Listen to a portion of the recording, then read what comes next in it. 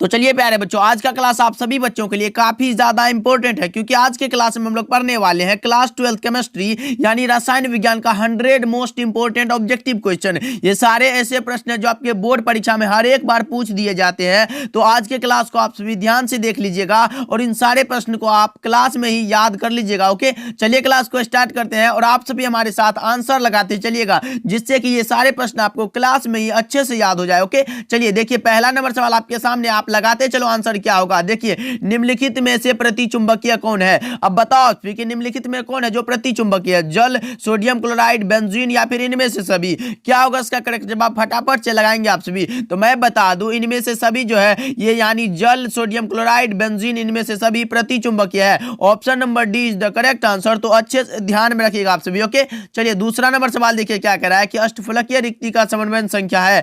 अब बताओ कि अष्टफलकीय रिक्ति में समन्वय संख्या कितना होता है। तो अष्टफलकीय रिक्ति में 6 होता है। तो ऑप्शन नंबर बी इसका बिल्कुल सही जवाब हो जाएगा। तो ध्यान में रखिएगा आप सभी, अष्टफलकीय रिक्ति देख के आप 8 मत लगाना, गलत हो जाएगा। ओके, चलिए तीसरा नंबर सवाल देखते हैं कि निम्नलिखित में कौन सा गुण क्रिस्टलीय ठोस पदार्थ का नहीं है। अब बताओ कि निम्नलिखित में कौन सा गुण है जो क्रिस्टलाइन सॉलिड का नहीं है। तो ये विभिन्न दिशाओं में समान गुण जो है ये नहीं है। तो ऑप्शन नंबर ए इसका बिल्कुल सही जवाब हो जाएगा। ध्यान में रखना, ये स्पष्ट द्रव्यनांक, निश्चित ज्यामितीय आकृति, उच्च अंतराण्विक बल, ये क्रिस्टलाइन सॉलिड का प्रॉपर्टीज है, लेकिन नहीं है। तो ये विभिन्न दिशाओं में समान गुण। ओके, चलिए चौथा नंबर सवाल देखिए क्या कह रहा है कि प्रति किलोग्राम विलायक में घुले हुए विलय के मोलों की संख्या को क्या कहते हैं। अब बताओ, ये आपके 2 नंबर में भी पूछा जाता है कि प्रति किलोग्राम विलायक में घुले हुए विलय के मोलों की संख्या को कहते हैं मोलालिटी, मोललता। Option number A is the correct answer. Okay, चलिए पांचवा नंबर सवाल देखते हैं क्या कह रहा है कि जो विलियन रॉल के नियम का पालन करता है, भाई जो पालन करेगा उसे आइडियल सॉल्यूशन बोलते हैं। क्या, आइडियल सॉल्यूशन। और जो नहीं करता है उसे अनादर्श विलियन बोलते हैं। ओके, तो ऑप्शन ए इसका बिल्कुल सही जवाब हो जाएगा। ध्यान में रखिएगा आप सभी। ओके, चलिए 6 नंबर सवाल देखिए क्या कह रहे हैं और आप सभी हमारे साथ आंसर लगाते चलो भाई, और याद भी करते चलो, क्लास में ही याद करना है। ओके, चलिए देखिए 6 नंबर सवाल क्या कह रहे हैं कि ताप बढ़ने से वैद्युत अपघट्य का चालकत्व क्या होता है। अब बताओ कि ताप बढ़ने के साथ वैद्युत अपघट्य के चालकत्व में क्या परिवर्तन होता है, बढ़ता है, घटता है, और परिवर्तित रहता है, या फिर इनमें से कोई नहीं। 6 का सही जवाब क्या होगा, तो ये बढ़ जाता है। क्या, बढ़ता है। ऑप्शन नंबर ए इसका बिल्कुल सही जवाब हो जाएगा। ओके, चलिए 7 नंबर सवाल आपके सामने है कि प्रतिरोधकता के व्युत्क्रम को क्या कहते हैं। अब बताएंगे आप सभी कि प्रतिरोधकता के व्युत्क्रम को क्या कहते हैं। तो आप लगाओगे सर इसे तो विशिष्ट चालकत्व कहते हैं। ऑप्शन नंबर बी इसका बिल्कुल सही जवाब हो जाएगा। ओके, तो लगा लो ना सर जी, सही जवाब हो जाएगा। चलिए 8 नंबर सवाल देखते हैं कि अभिक्रिया के पश्चात उत्प्रेरक की मात्रा क्या होती है। अभिक्रिया के पश्चात उत्प्रेरक की मात्रा अपरिवर्तित रहती है। कौन सा, ऑप्शन नंबर ए इसका बिल्कुल सही जवाब हो जाएगा। ओके, अभिक्रिया के पश्चात उत्प्रेरक की मात्रा अपरिवर्तित रहती है। 8 का A is the correct answer. Okay, चलिए 9 नंबर सवाल आपके सामने, लगाते चलो आप सभी की किसी शून्य कोटि की अभिक्रिया की दर। अब बताएंगे आप सभी की किसी शून्य कोटि की अभिक्रिया की दर क्या होती है, निश्चित होती है। भाई ऑप्शन नंबर ए लगा लो, बिल्कुल सही जवाब हो जाएगा, लगाते चलो।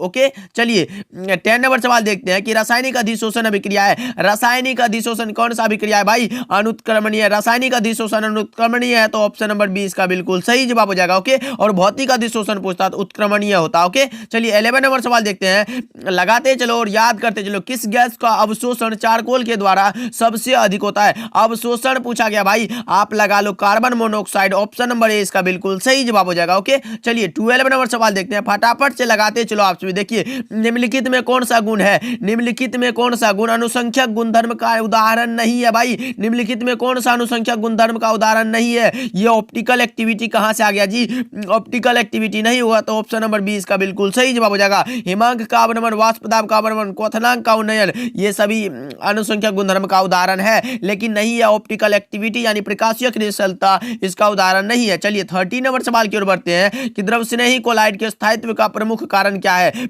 अब बताना आप सभी को, द्रव स्नेही कोलाइड के स्थायित्व का प्रमुख कारण है तो इसका चार्ज। क्या, ऑप्शन नंबर बी इसका बिल्कुल सही जवाब हो जाएगा, आवेश। ओके, चलिए 14 नंबर की ओर बढ़ते हैं, निम्नलिखित में कौन ठोस समुदाय का समूह है। अब बताओ कि निम्नलिखित में ठोस समुदाय का समूह कौन है, ये बताना आप सभी को। तो ये हो जाएगा संश्लेषित जेम यानी ऑप्शन नंबर सी इसका बिल्कुल सही जवाब हो जाएगा। ओके, चलिए 15 नंबर सवाल की ओर बढ़ते हैं कि बॉक्साइट में उपस्थित सामान्य अशुद्धियां कौन सी है। अब बताएंगे आप सभी कि बॉक्साइट में उपस्थित सामान्य अशुद्धियां कौन सी है। तो आप लगाओ SiO2 यानी 15 का D is the correct answer. ध्यान में रखिएगा आप सभी, SiO2। Okay, silicon dioxide. Okay, चलिए नेक्स्ट सवाल की ओर बढ़ते हैं। 16 नंबर सवाल क्या कह रहा है, गैंग और फ्लक्स आपस में मिलकर क्या बनाते हैं। अब बताओ कि गैंग और फ्लक्स आपस में मिलकर क्या बनाते हैं, स्लैग, खनिज, अयस्क या फिर इनमें से कोई नहीं। 16 का सही जवाब क्या होगा, तो ये स्लैग बनाते हैं। क्या स्लैग बनाते हैं, option number A is the correct answer. लगाते चलो आप सभी। ओके, चलिए 17 नंबर सवाल देखते हैं भाई। 100 ऑब्जेक्टिव आपके बोर्ड एग्जाम में यहां से कई सारे प्रश्न देखने को मिलेगा, तो आज की क्लास को आप सभी ध्यान से देख लो भाई। वायु की अनुपस्थिति में होने वाली प्रक्रिया है। अब बताओ आप सभी कि वायु की अनुपस्थिति में, एब्सेंट में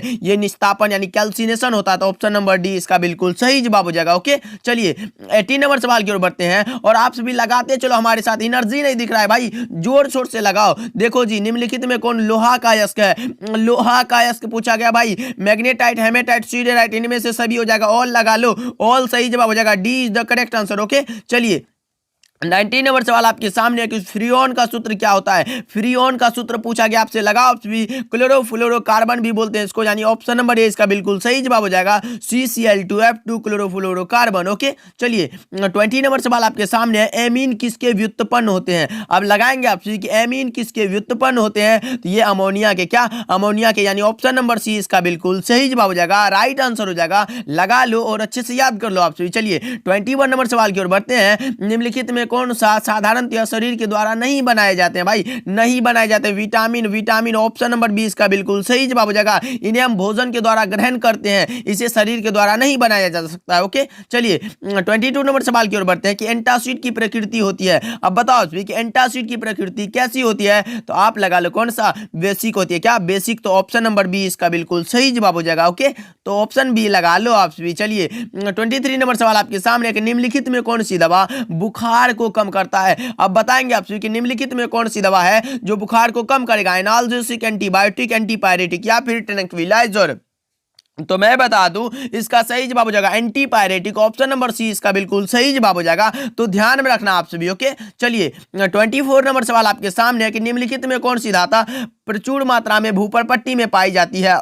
अब बताएंगे आप सभी निम्नलिखित में कौन सी धातु है जो भूपर्पट्टी में प्रचुर मात्रा में पाई जाती है, तो आप लगा लो एल्यूमिनियम, यानी option number C is the correct answer. Okay, चलिए 25 नंबर सवाल की ओर बढ़ते हैं कि निम्नलिखित में कौन सा धातु साधारण ताप पर द्रव होता है, वो कौन सा होता है, तो पारा, ऑप्शन नंबर बी इसका बिल्कुल सही जवाब हो जाएगा। इसे मरकरी भी बोलते हैं। ओके, तो ध्यान में रखना आप सभी। चलिए नेक्स्ट सवाल देखते हैं। 26 नंबर सवाल क्या कह रहा है, आधुनिक आवर्त सारणी किसने बनाया, ये बताना आप सभी को। आधुनिक आवर्त सारणी जो है वो किसने बनाया, डेवोनियर, मेंडलीफ, मेंडल या फिर इनमें से कोई नहीं।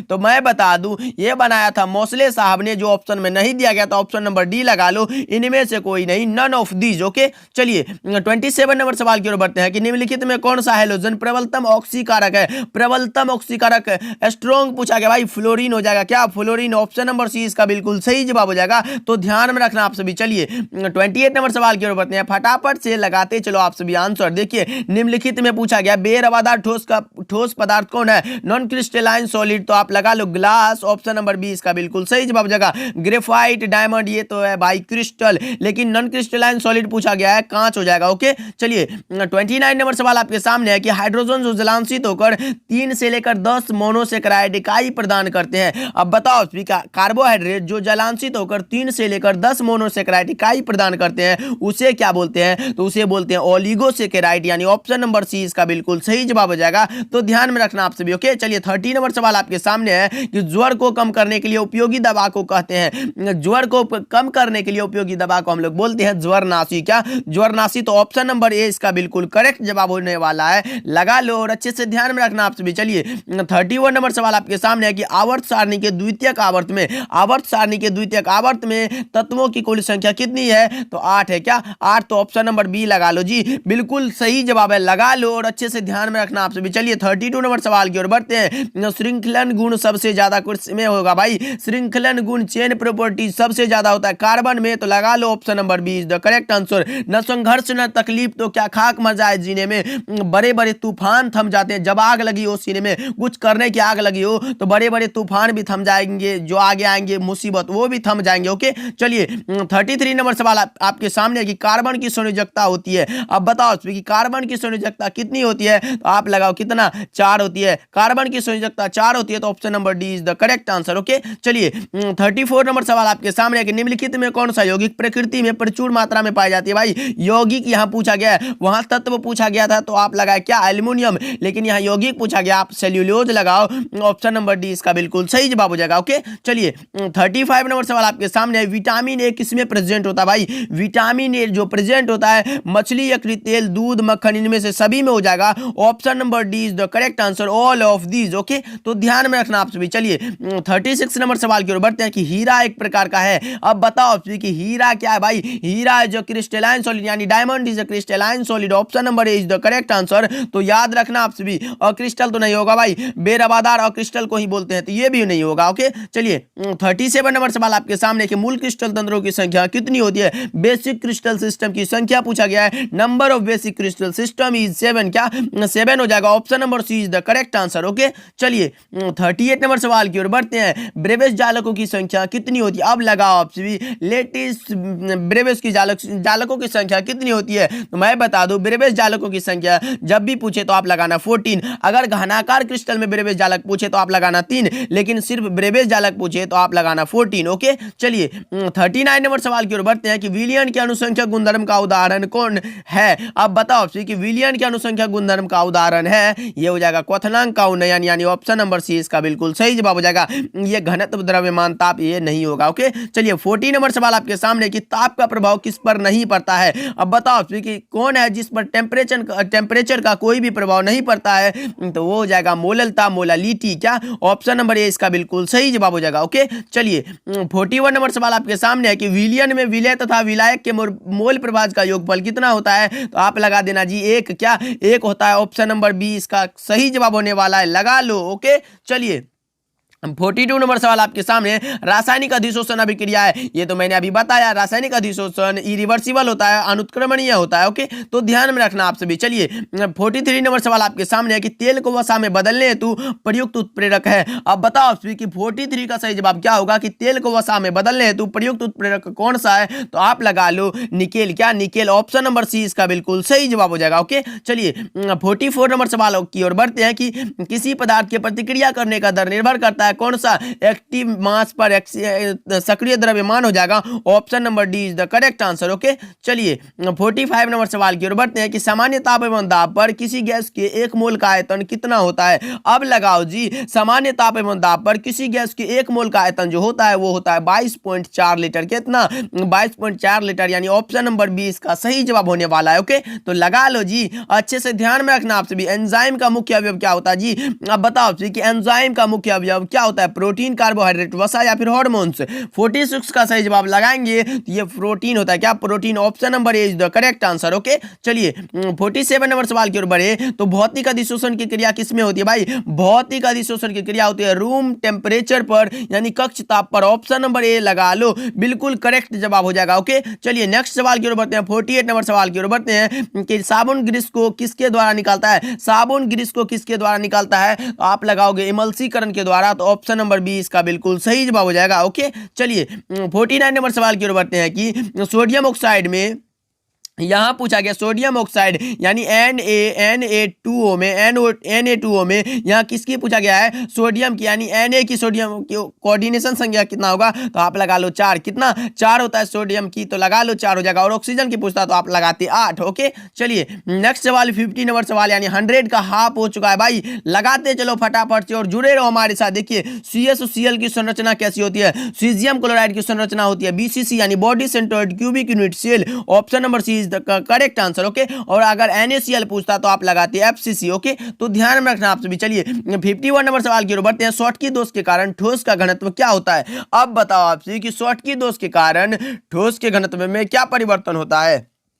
तो मैं बता दूं, शॉटकी दोष के कारण ठोस का घनत्व जो है वो घट जाता है। क्या घट जाता है। ऑप्शन नंबर बी इसका बिल्कुल करेक्ट जवाब हो जाएगा। ओके, चलिए 52 नंबर सवाल की ओर बढ़ते हैं कि FCC चालक में कितने परमाणु होते हैं। Face centred cubic unit cell में परमाणुओं की संख्या कितनी होती है। तो आप लगा लो 4। कितना 4 होती है। Option number D is the correct answer. Okay, चलिए 53 नंबर सवाल की ओर बढ़ते हैं कि ट्रांजिस्टर सेटों के निर्माण में प्रयुक्त होने वाला तत्व कौन सा है। ट्रांजिस्टर सेटों के निर्माण में प्रयुक्त होता है कौन सा। सिलिकॉन होता है। क्या सिलिकॉन। तो ऑप्शन नंबर बी इसका बिल्कुल सही जवाब हो जाएगा। ओके, चलिए 54 नंबर सवाल आपके सामने कि प्रथम कोटि की अभिक्रिया के लिए वेग स्थिरांक की इकाई, फर्स्ट ऑर्डर रिएक्शन के लिए वेग स्थिरांक की इकाई क्या होगी, ये बताना आप सभी को। ये होता है टाइम इनवर्स, सेकंड इनवर्स। तो ऑप्शन नंबर ए इसका बिल्कुल सही जवाब हो जाएगा। ओके, चलिए 55 नंबर सवाल की ओर बढ़ते हैं कि टिंडल प्रभाव प्रदर्शित होता है किसके द्वारा, टिंडल प्रभाव किसके द्वारा प्रदर्शित होता है, ये बताना आप सभी को। वास्तविक घोल के द्वारा, कोलॉइड के द्वारा, या फिर इनमें से कोई नहीं। तो यह होता है रियल सॉल्यूशन के द्वारा, यानी option number A is the correct answer.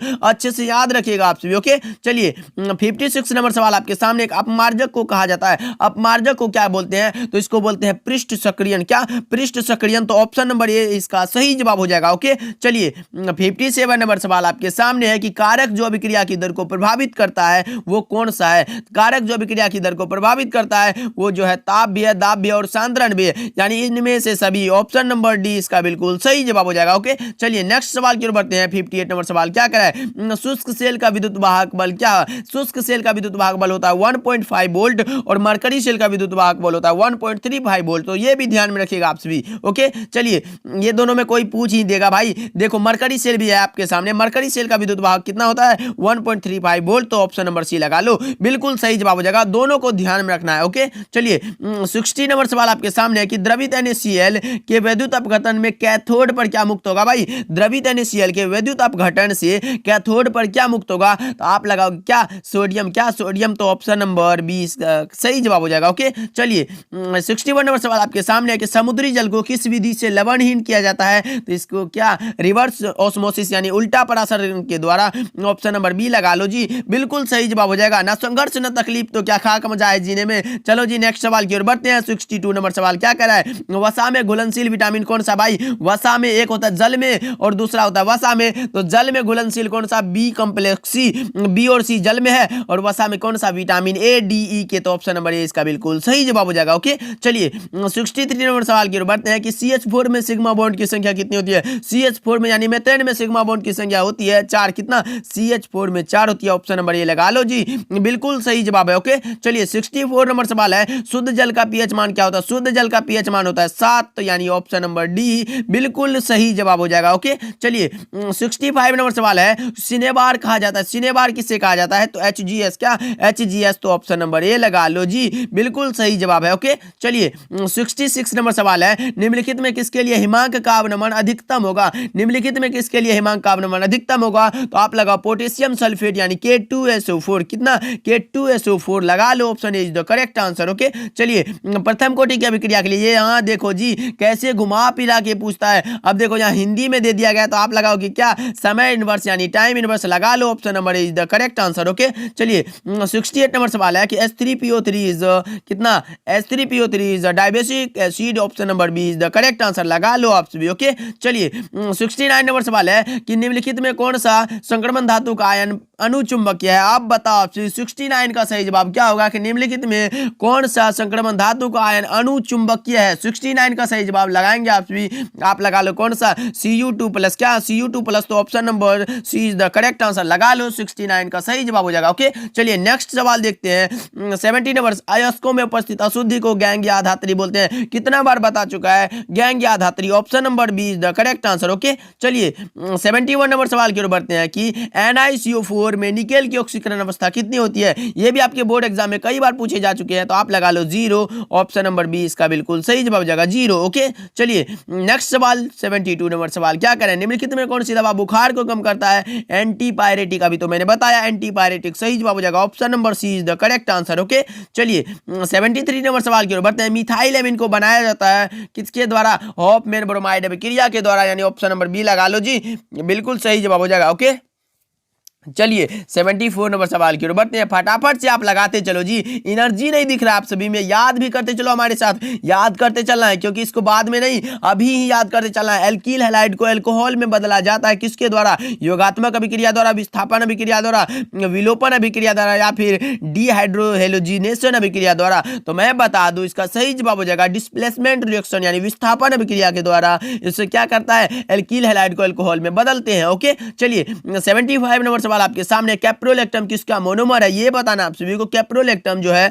वो किसका मोनोमर है निम्नलिखित में, ये नायलॉन 6 का मोनोमर होता है, तो option number A is the correct answer. Okay चलिए 76 नंबर सवाल आपके सामने कि डोलोमाइट खनिज में पाए जाते हैं, क्या पाए जाते हैं भाई, डोलोमाइट खनिज में क्या पाए जाते हैं, 76 का लगाएंगे आप सभी, सही जवाब क्या होगा, इसमें पाए जाते हैं मैग्नीशियम, यानी option number B is the correct answer. Okay तो चलिए नेक्स्ट सवाल की ओर बढ़ते हैं, फटाफट से लगाते चलो आप सभी। ओके देखिए 234.2 ग्राम 234.2 ग्राम चीनी के घोल में 34.2 ग्राम चीनी है, तो घोल का मोलर सांद्रण क्या होगा, तो ये हो जाएगा 0.5, क्या 0.5, तो अच्छे से याद रखना आप सभी। ओके चलिए नेक्स्ट सवाल देखते हैं, 78 नंबर सवाल क्या कर रहा है, सोडियम ऑक्साइड में यानी Na2O में सोडियम की कोऑर्डिनेशन संख्या पूछा गया है, तो आप लगाओ कितना, 4 मैंने बता चुका है, अगर ऑक्सीजन पूछता तो आप लगाती 8। ओके चलिए 79 नंबर सवाल आपके सामने, सामान्य सूत्र CnH2n+2 वाले यौगिक कौन सा है भाई, ये तो आप बचपन से पढ़ते आ रहे हो, बचपन से नहीं सॉरी 9th से पढ़ते आ रहे हो, ये एल्केन का सूत्र है, क्या एल्केन का, तो अच्छे से ध्यान में रखना आप सभी। ओके चलिए नेक्स्ट सवाल की ओर बढ़ते हैं, 80 नंबर सवाल क्या कह रहा है कि निम्नलिखित में कौन सा क्रिस्टलीय ठोस पदार्थ है, नॉन क्रिस्टलाइन सॉलिड पूछा गया भाई, ग्लास हो जाएगा, लगा लो जी, option number C is the correct answer, हीरा, ग्रेफाइट, साधारण नमक, ये क्रिस्टलाइन सॉलिड है। ओके चलिए 81 नंबर सवाल आपके सामने कि द्रवित सोडियम क्लोराइड के विद्युत अपघटन से कैथोड पर क्या मुक्त हुआ, ये तो सोडियम अभी तो मैंने बताया है, सोडियम हो जाएगा। ओके चलिए 82 नंबर सवाल आपके सामने है कि किसी विलयन के 200 ml में 2 ग्राम NaOH घुले हैं, तो विलयन की मोलरता क्या होगी, तो आप लगाओ 0.25 option number is the correct answer. Okay चलिए 83 नंबर सवाल आपके सामने, हीलियम का मुख्य स्रोत क्या है, लगाओ जी, हीलियम का मुख्य स्रोत क्या है, हवा, रेडियम, मोनाजाइट या फिर जल, तो आप लगा लो जी option number C monazite, helium का मुख्य स्रोत मोनाजाइट हो जाएगा। ओके चलिए 84 नंबर सवाल की ओर बढ़ते हैं, निम्नलिखित में कौन सा हाइड्रोजन बंधन नहीं बनाता है वो HCl, तो ऑप्शन नंबर सी लगा लो, बिल्कुल सही जवाब हो जाएगा। ओके चलिए 85 नंबर सवाल की ओर बढ़ते हैं, क्या कह रहा है देखो, किसी अभिक्रिया का वेग निम्नलिखित प्रकार से व्यक्त है, अब जी बताओ जी, किसी अभिक्रिया का वेग निम्नलिखित प्रकार से व्यक्त है, यानी KAQ2 है, तो इस अभिक्रिया की कोटि क्या होगी भाई, घात के योगफल को तो अभिक्रिया की कोटि बोलते हैं, तो देखो जी यहाँ 3 है यहाँ 2 है, 3 + 2 कर दो जी, कितना हुआ 5 हो जाएगा, ये कितना सिंपल है, लगा लो जी option number C is the correct answer. Okay चलिए नेक्स्ट सवाल की ओर बढ़ते हैं, XeF4 का आकार होता है, XeF4 का आकार क्या होता है ये बताना है आप सभी को, 86 का सही जवाब लगाएंगे आप सभी, तो लगाओ सही जवाब क्या होगा, जेनोन टेट्राफ्लोराइड का क्या पूछा गया, आकार पूछा गया, तो आप लगाओ square planar, option number B is the correct answer. Okay चलिए 87 नंबर सवाल आपके सामने कि निम्नलिखित में हरा तोता कहते हैं, हरा तोता किसे कहते हैं, FeSO4 × 7H2O, क्या FeSO4 × 7H2O, यानी ऑप्शन नंबर ए सही जवाब हो जाएगा। ओके चलिए नेक्स्ट सवाल की ओर बढ़ते हैं, फटाफट से लगाते चलो आप सभी। देखिए एल्यूमिनियम का अयस्क कौन सा ये बताना आप सभी को, एल्यूमिनियम का अयस्क पूछा गया है, तो आप लगाओगे bauxite, option number A is the correct answer. Okay चलिए 89 नंबर सवाल आपके सामने, सोडियम आवर्त सारणी के किस ग्रुप के सदस्य है ये बताना आप सभी को, सोडियम आवर्त सारणी में किस ग्रुप का सदस्य है बताओ आप सभी, तो आप लगा लो group 1, option number A is the correct answer. Okay चलिए 90 नंबर सवाल आपके सामने है, मात्र 10 सवाल बचा है भाई, लगाते चलो, याद कर लो भाई, 100 में तो भाई बहुत सारे प्रश्न आपके बोर्ड परीक्षा में ऐसे ही पूछे जाएंगे। देखिए कार्बन की संयोजकता होती है 4, मैंने बताया आप सभी, ऑप्शन नंबर डी लगा लो। ओके चलिए 91 नंबर सवाल आपके सामने है कि उष्मा और विद्युत का अच्छा चालक क्या है, तो आप लगाओ क्या ग्रेफाइट, ऑप्शन नंबर क्या सी हो जाएगा जी, लगा लो option number C is the correct answer. Okay चलिए 92 नंबर सवाल आपके सामने है कि निम्नलिखित रूपों में कार्बन का सर्वाधिक अधिकतम प्रतिशत कितना है, बताओ आप सी कि निम्नलिखित रूपों में कार्बन का सर्वाधिक प्रतिशत अधिकतम है किस में, आप लगा लो क्या ग्रेफाइट में, option number C is the correct answer. Okay चलिए 93 नंबर सवाल आपके सामने है कि सीएनजी में मुख्य रूप से क्या होता है, अब बताओ कि सीएनजी में मुख्य रूप से क्या होता है, मीथेन, इथेन, ब्यूटेन या फिर आइसोब्यूटेन, 93 का सही जवाब लगाओ आप सभी, इसमें होता है इथेन, यानी option number B is the correct answer. Okay चलिए फटाफट से लगाते चलो आप सभी। ओके चलिए नेक्स्ट सवाल की ओर बढ़ते हैं, सिनेबार कहा जाता है, सिनेबार कहा जाता है HGS, क्या HGS, तो option number is the correct answer. Okay तो ध्यान में रखना आप सभी, 94 का इज द करेक्ट आंसर। चलिए नेक्स्ट सवाल की ओर बढ़ते हैं कि बिना बुझा चूना को जब जल में डाला जाता है तो कौन सी अभिक्रिया होती है ये बताना आप सभी सभी को, बिना बुझा चूना को जब जल में डालते हैं तो कौन सी अभिक्रिया होती है? 95 का सही जवाब हो जाएगा एक्सोथर्मिक। क्या है? एक्सोथर्मिक यानी उष्माक्षेपी। तो option number is the correct answer. Okay, चलिए 96 नंबर सवाल आपके सामने है कि कपड़ा धोने का सोडा कौन सा है? Na2CO3 × 10H2O यानी option number is the correct answer. Okay, चलिए 97 नंबर सवाल की ओर बढ़ते हैं, फटाफट से लगाते चलो आप सभी। बोरेक्स का रासायनिक नाम क्या है? 97 का सही जवाब लगाओ आप सभी। बोरेक्स का रासायनिक नाम क्या है? Sodium tetraborate. Sodium tetraborate option number is the correct answer. Okay, चलिए 98 नंबर सवाल की ओर बढ़ते हैं कि बोरॉन विकर्ण संबंध दर्शाता है किससे? बोरॉन विकर्ण संबंध दर्शाता है वो सिलिकॉन से, यानी option number C right answer हो जाएगा। ओके, चलिए 99 नंबर सवाल आपके सामने लगाते चलो। बिना बूझा चूना है, कौन सा बूझा चूना का सूत्र ये बताना आप सभी को। तो ये हो जाएगा CaOH का होल ट्वाइस, यानी option number C right answer हो जाएगा। लगा लो, option C is the correct answer. Okay, चलिए एंड 100 नंबर सवाल है एंड आज के क्लास का लास्ट सवाल है। ओके, बताओ आप सभी कि निम्नलिखित में कौन सा ऑक्साइड धातु की तरह विद्युतीय गुण दर्शाता है? लगाओ, सही जवाब क्या होगा? 100 का सही जवाब क्या होगा? तो ये हो जाएगा क्या? क्रोमियम डाइऑक्साइड, यानी option number D is the correct answer. Okay, तो चलिए आज के क्लास में हम लोगों ने 100 ऑब्जेक्टिव को कंप्लीट किया, जो आपके बोर्ड परीक्षा में ये सारे प्रश्न बहुत ही ज्यादा बार पूछे गए हैं। तो याद कर लीजिएगा इन सारे प्रश्न को और बताइएगा कि कमेंट में आपसे कितना सही हुआ। ओके, मिलते हैं अगले क्लास में, तब तक के लिए आप अपना ध्यान रखिएगा, खूब मेहनत से इसको याद कर लीजिएगा भाई, काफी ज्यादा इंपॉर्टेंट है। ओके, चलिए मिलते हैं।